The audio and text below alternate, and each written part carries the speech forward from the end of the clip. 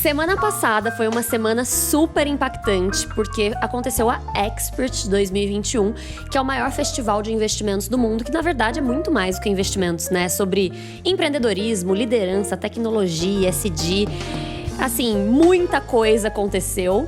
Acho que foram mais de 200 horas de conteúdo, algo desse tipo. E por isso, nós estamos hoje aqui para conversar um pouco sobre o que a gente aprendeu, porque foi muita coisa mesmo, né? Até já puxando o primeiro gancho aqui de conteúdo, acho que tecnologia foi um assunto muito falado, né? E que trouxe também muitos insights. A própria Rach falou com uma pessoa super importante, com né, de certeza. tecnologia. A gente teve, é surreal a oportunidade que a gente tem, né?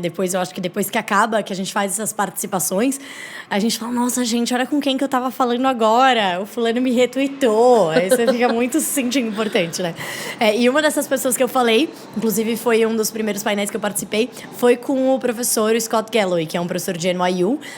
Eu, particularmente, não conhecia. E aí, passei a conhecer, quando eu descobri que ia conversar com ele, virei fã. Ele fala muito... Ele se chama até de brincadeira de futurólogo, né? Ele fala muito de tecnologia, de futuro. Ele falou bastante sobre as grandes empresas de tecnologia. Ele acha que elas ainda têm espaço para crescer, mas agora elas devem entrar mais no setor de saúde. Eu achei isso super interessante. Eu nunca tinha pensado, né, nesse insight. Que cresceram tanto lucro que agora dá para elas... elas estão verem procurando oportunidades em outros setores, exato, né? E saúde e educação, né? Exato. Precisa muito de tecnologia nesses dois e procurando setores, coisas. né? E aí você pensa, poxa, mas é tão diferente que, sei lá, a Amazon vai fazer em saúde, né? Ele falou, cara, dá 5 anos que ela vai estar em todos os hospitais e, enfim, serviço de saúde. Uma outra coisa que ele falou que eu achei muito legal em termos de... E aí foge um pouco assim, não chega a ser tecnologia, mas é futuro mesmo, né? Que ele falou sobre carreiras, né? Eu perguntei pra ele, eu já ouvi que você fala muito, já ouvi várias vezes você falar que os jovens, eles não devem necessariamente procurar os seus sonhos, né? Realizar os seus sonhos para ser muito bem-sucedido. Aí você já fica chocada, né? Como assim? Mas e meus sonhos? Mas, na verdade, ele fala que as pessoas têm que ir atrás dos seus talentos. E que, a partir desses talentos, você vai ter um futuro tão promissor que você vai atingir o seu sonho de ser feliz e de ser realizado. Eu achei isso muito legal, assim. Eu achei que tem... na verdade, ele falou bem mais direto, assim, né? E bem mais... Eu dei uma floreada, de moral, né? Eu dei uma floreada no meu amigo. Ele ainda falou que quem fala sobre perseguir seus sonhos normalmente trabalhou com coisas muito chatas. Né? Ele é um pouco mais direto ao ponto, né? Mas pra gente não quer destruir os sonhos dos nossos queridos audiência. Sabe o que me marcou aqui? muito da entrevista dele, do painel dele? Que no fim ele fala, né? Quais são as oportunidades do futuro?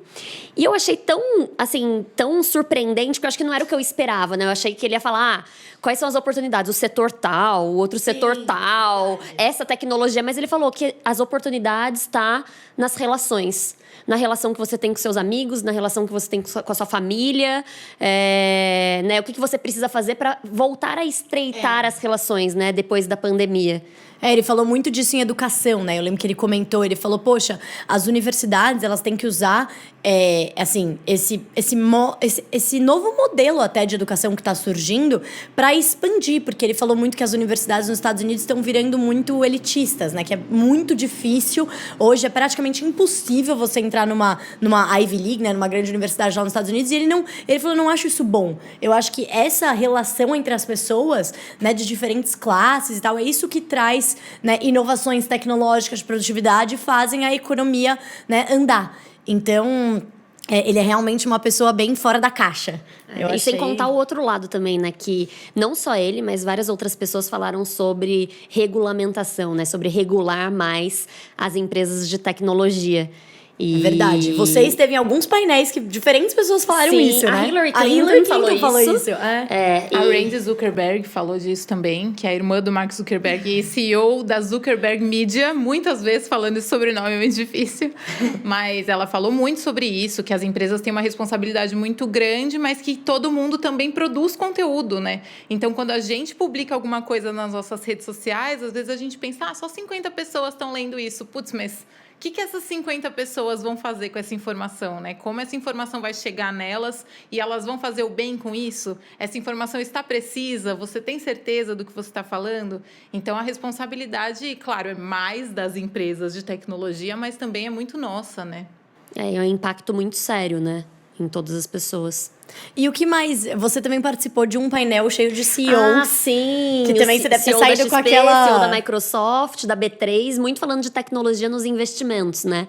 E acho que um ponto super importante foi sobre personalização, né? E que isso vai estar cada vez mais presente. E, na verdade, personalização, que acho que é um negócio que eu sempre falo também, né? Nós estamos ficando cada vez mais mal acostumados. Mais chatos, mas né? bem acostumados, na verdade, né? Mas, Não, mas mais chatos quando não tem personalização, né? Se você entra no Netflix, por exemplo, e tem lá sugestões nada a ver pra você, você fala... O Netflix tá de sacanagem comigo, né? O Netflix me conhece mais. Porque a gente tá tão acostumado com personalização e eles falaram muito disso nos investimentos também. Eu achei isso muito legal. E um outro ponto é que a gente fala muito, a gente ainda separa muito, né? Uma empresa de tecnologia, outra que não é de tecnologia. Mas daqui pouco tempo não vai ter isso. Exatamente. Todas vão ter que ser de tecnologia. Né? Eu acho que é muito a questão de dados também, né? Que muita gente fala assim, você tem ali a equipe de dados, daqui a pouco você não vai ter a equipe de dados. Todas as equipes dentro de uma empresa vão ter que lidar com os dados e usá-los da melhor maneira, né? Tem ali um pote de ouro, né? Nessa exploração de dados. A Malala e o pai dela falaram um pouco dessa história de personalização, mas no mau sentido também, que é a criação daquelas bolhas, né? Que você acha que você pode alcançar mais pessoas, levar a sua palavra, mas aí você cria uma bolha só das pessoas que concordam com você, e aí você acaba não conseguindo realmente debater com pessoas que pensam diferente, que também entra na história da universidade, né? Exatamente. Que o Scott Galloway falou. Nossa, e agora que eu lembrei de uma coisa que o Scott Galloway falou que eu fiquei chocada, que era uma proporção, eram mais de 60%, né, das pessoas que faziam parte de grupos terroristas, né, identificados como parte de grupos terroristas, tinham sido sugeridos para entrar, né, curta essa página, entre nesse grupo, né, por redes sociais. Então, o algoritmo foi lá e encontrou, olha, já que você gosta disso, o que você acha de entrar aqui? Então, assim, é aquilo o papel da regulação, né? Qual é o limite disso? Isso é muito importante para as empresas, a personalização? Personificação. Aliás, regulação ou regulamentação, Paula? Acho você que as duas palavras. Acho que as duas a Paula é sempre essa pessoa que... Professor Pasquale. E aí, passamos para o próximo tema da Expert? Ou tecnologia ainda tem? Não, acho que sim. Eu acho que a minha conclusão de tudo sobre os assuntos de tecnologia foi: eu não entendo nada de tecnologia, né? Aprendi demais e vi que ainda tenho muito para aprender.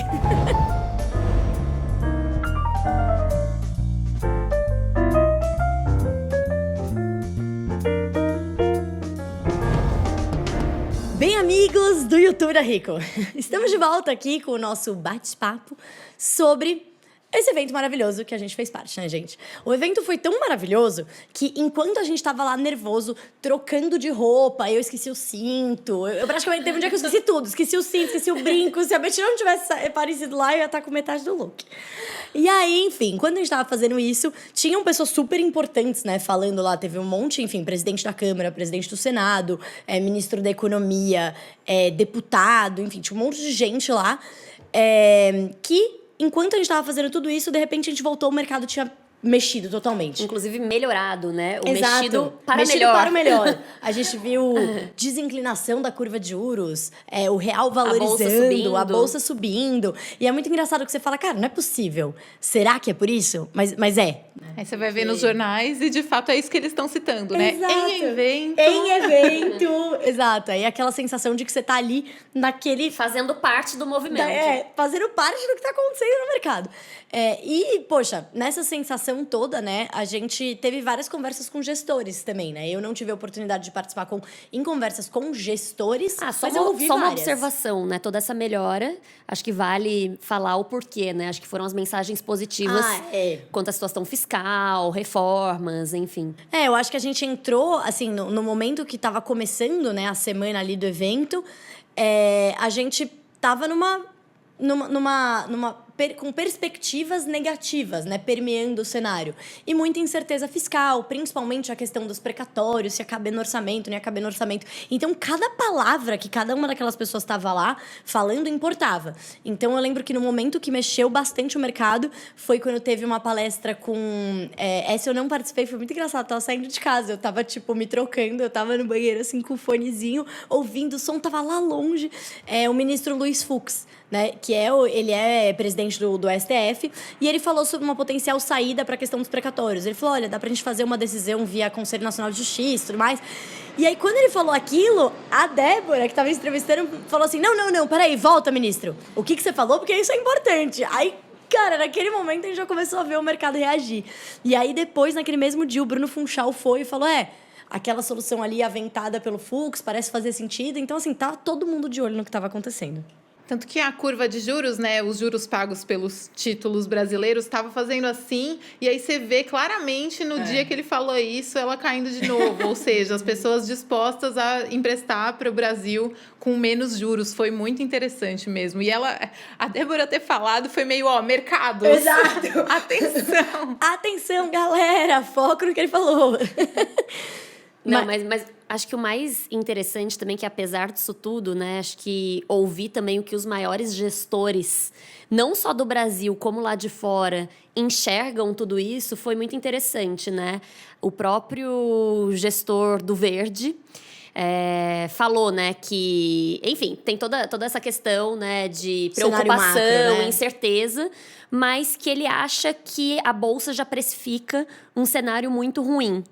Então, querendo dizer que há oportunidades, Exato. sim, e que acho que, obviamente, né, gente, que incerteza existe, né, o cenário ruim, muitas vezes pode ser pior, né, mas que eu achei interessante esse ponto de vista, né.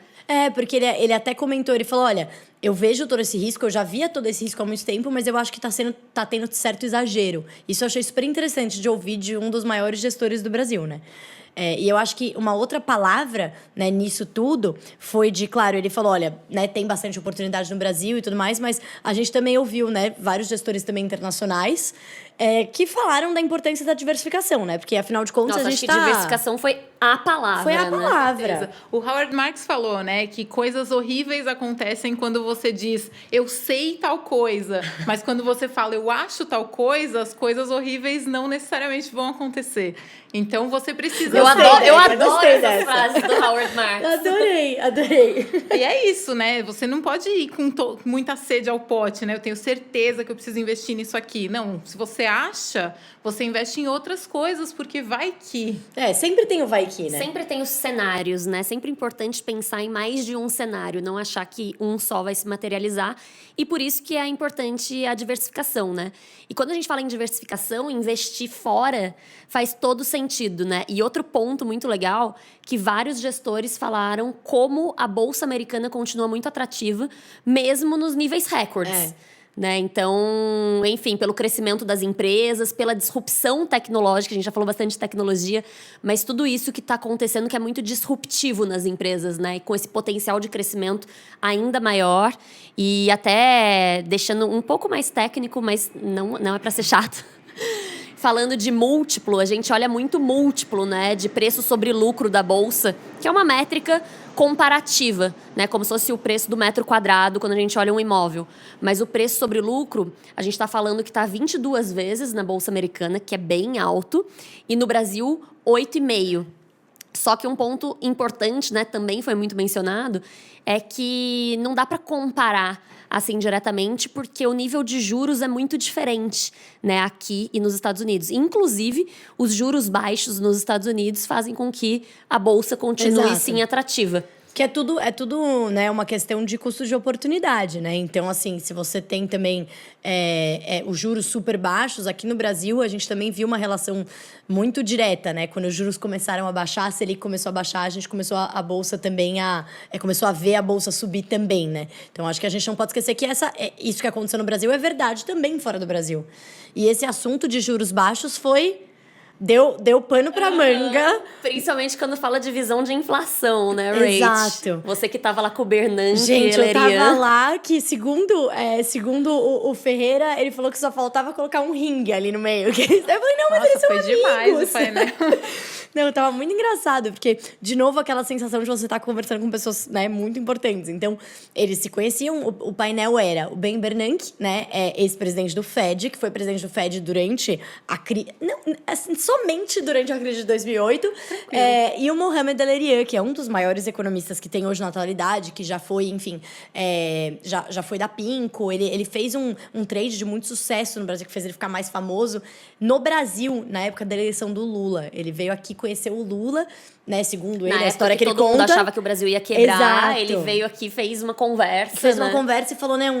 Eu acho que, enfim, ele vai manter o fiscal, não sei o quê. Sabe o que ele fez, né? Ele não tinha certeza. Ele não veio tinha aqui certeza. sem certeza. Exato. E fez um trade muito importante. Então, acho que assim, eles se colocaram ali, dois excelentes economistas, e tiveram os dois ali a coragem de manter o seu argumento sobre a inflação americana. Então, enquanto o Bernanke defendeu o posicionamento do Fed, inclusive o presidente do Fed hoje, né, o John Powell, ele, segundo o Bernanke, é pupilo dele, né? Aí eu falei, nossa, pupilo, oi.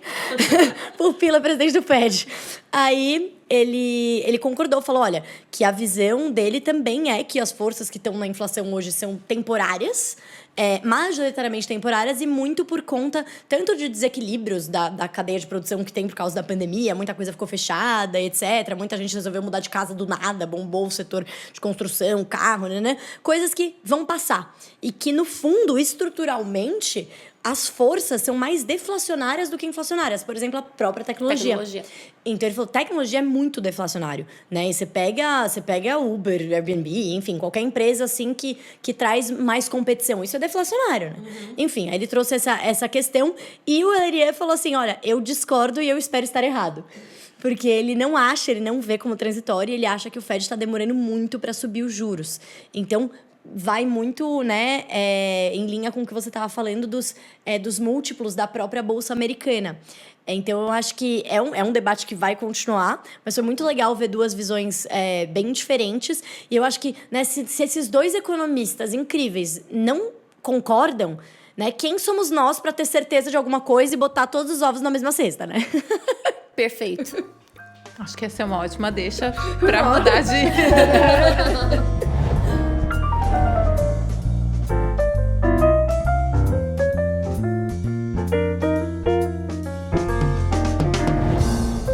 Voltando aqui à nossa conversa, mais um tema que permeou todo o evento foi ESG, que são as questões de meio ambiente, social e governança corporativa nas empresas. Tivemos representantes da Nasdaq falando sobre isso, representantes de universidades, um professor de Harvard, todos eles falando que são questões estruturais, não tem mais essa de ser tendência, né? E eu queria saber o que vocês mais viram aí, o que vocês gostaram mais nesse tema?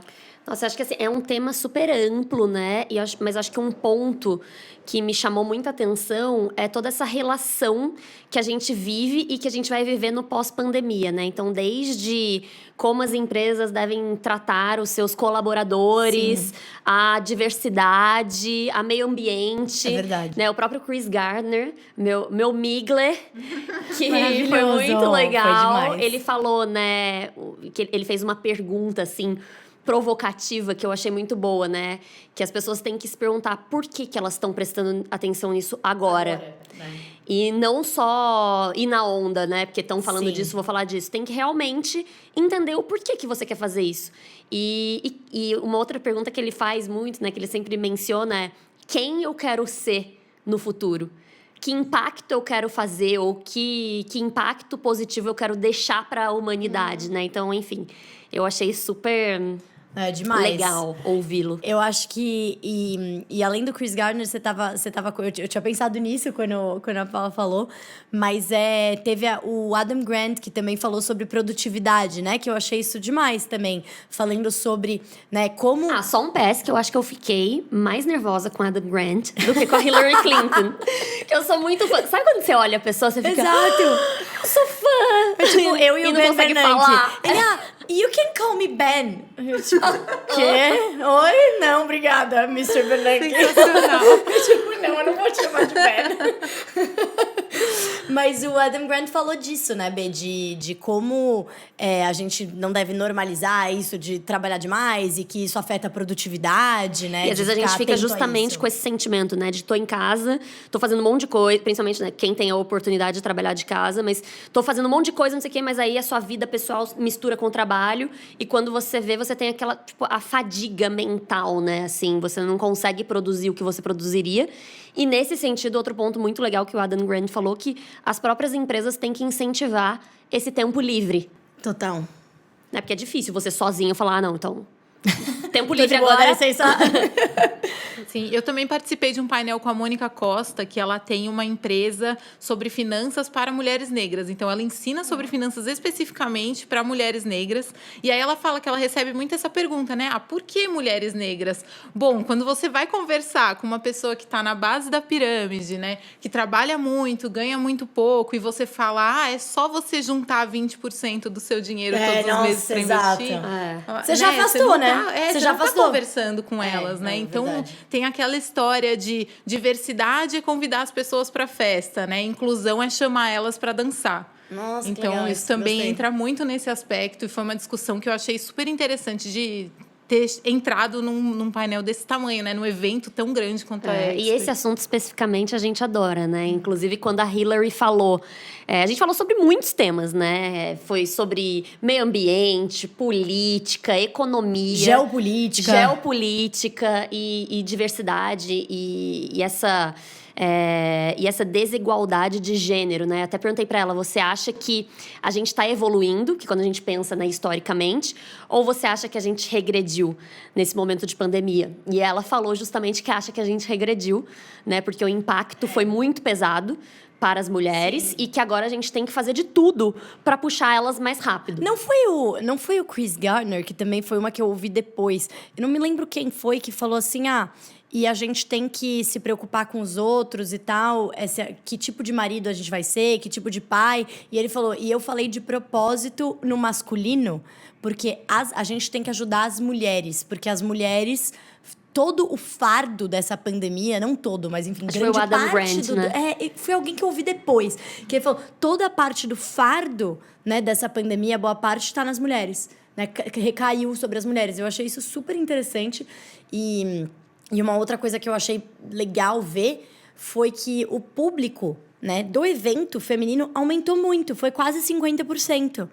Eu achei isso demais, porque antes é tipo, evento, né, evento só homem. Não veio um monte de gente do comentar com você sobre quantas mulheres tinham. Um monte de gente falar comigo. Não, aquele texto, né, do Valor Invest, da Nayara Bertão, acho, que em 2019 ela falou que a fila do banheiro. Eu lembro perfeitamente. Eu falava muito isso. Eu adoro a Expert porque a fila do banheiro feminino é muito pequena. Mas eu falava assim, pensando, putz, cadê as mulheres nesse evento? E agora, definitivamente, não é mais assim.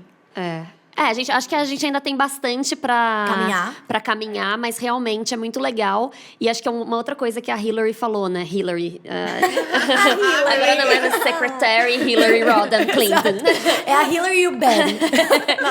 Que a Hillary falou que uma coisa que a gente tem que fazer, né, como mulheres, e enfim, como todos, né? Mas principalmente como mulheres, é puxar outras mulheres para elas sentarem, elas fazerem as perguntas, elas aparecerem. Porque acho que também essa questão de audiência feminina e mais mulheres falando também, mediando na Expert, em outros eventos também, vem muito disso, né? Da questão da referência. E eu até falei numa hora que é o poder da influência, né? O poder da influência e da referência. E a Malala falou muito disso, né? Foi muito legal ouvir a Malala. Gente, a Malala, de novo. sinceramente, Não, assim, eu demais, vejo né? ela no evento, eu falo, como assim, sabe? A Malala. A Malala, gente, é incrível. Pra mim, era isso, são pessoas muito muito longe, emocionante, é muita emoção, né? assim. Nossa, fiquei toda arrepiada. E ela é muito humilde, né? Ela falando, eu lembro que uma das perguntas foi, o que você falaria pra outras meninas e mulheres que passaram por dificuldades que você passou, olhando a situação do Afeganistão agora, ela falou, eu diria pra elas, né, sempre confiarem, não perderem nunca perderem aquela vontade de mudar, de levantar. Ela fala muito raise your voice, né? De levantar a sua voz, num sentido positivo, né? Não é gritar com ninguém. Mas se fazer ouvida. Não é em caps lock. Exato. Cara, eu acho isso demais. E pensar que ela se fez ouvida aos, sei lá, 12, 13 anos. Tipo, é incrível. É uma inspiração, assim, né? E aí você vê muito que idade não é nada, né? Não. Assim, a gente viu, e tem isso, né? A gente viu pessoas de todas as idades, de todos os lugares. O jeito que o pai dela admira ela é muito maravilhoso. É muito legal, e ele né? fala que a única coisa que ele fez foi não segurar as asas dela, né? Deixar ela voar. É incrível. E que, inclusive, o Adam Grant também falou isso sobre ser pai, né? Sobre ser pai e mãe. Enfim, que o Ferreira estava junto comigo fazendo as perguntas. Ele falou, como ele é pai de 2 meninas, né? Crianças, etc. O que o Adam Grant acha que os pais deveriam incentivar os filhos. E aí ele falou ele falou várias coisas interessantes, mas uma coisa muito simples que ele falou, né? De quando chegar da escola, perguntar quem foi a pessoa mais colaborativa. Quem mais ajudou a turma hoje? Que legal, nunca tinha pensado nisso. Pra puxar muito essa questão de colaborar com as pessoas, sabe? De trabalhar em equipe. Sim. Eu achei muito legal. E não aquela velha história, né? Tipo, quanto você tirou? Mas e todo mundo? Quanto tirou todo mundo? Exato, né? Não exato. importa, Não, né? No fundo. Quem mais ajudou a professora? Quem mais, enfim, ajudou um amigo, né? Eu achei muito legal. Que demais. Muito bom. Bom, gente, com essa deixa, eu queria chamar vocês para colaborar com a gente também. Deixa nos comentários o que vocês gostaram desse vídeo, o que mais vocês querem assistir aqui no YouTube da Rico. Espero que vocês tenham gostado. É isso, gente. Até a próxima. Até!